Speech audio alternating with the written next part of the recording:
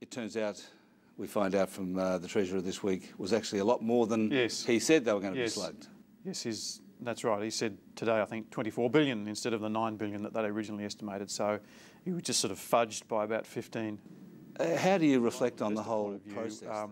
It's really tainted Australia, and it's increased the cost of capital to Australian companies quite significantly. So, and also some companies won't get finance. So, how do you know that?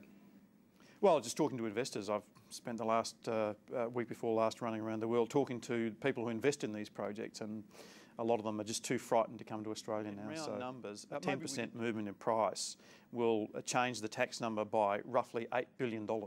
So our budget outcome has been linked to the commodity cycle. We're going to see wild gyrations in the federal budget surplus or deficit according to what commodity prices do. And in particular iron ore and coal, isn't it? Iron ore and coal, and also LNG as well. So we've roped in all the LNG projects into it as well. So those three commodities are going to drive our budget, $20 billion either side of surplus or deficit.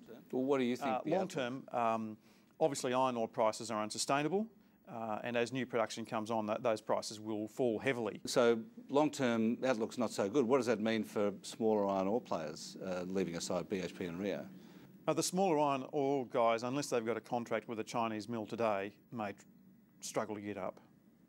So just not get up at all? Not get up at all, yeah. The reason is that unless you can get a contract with a Chinese mill, you can't get financed. I mean, the cost of finance probably went up 5 percentage points as a result of the mining tax.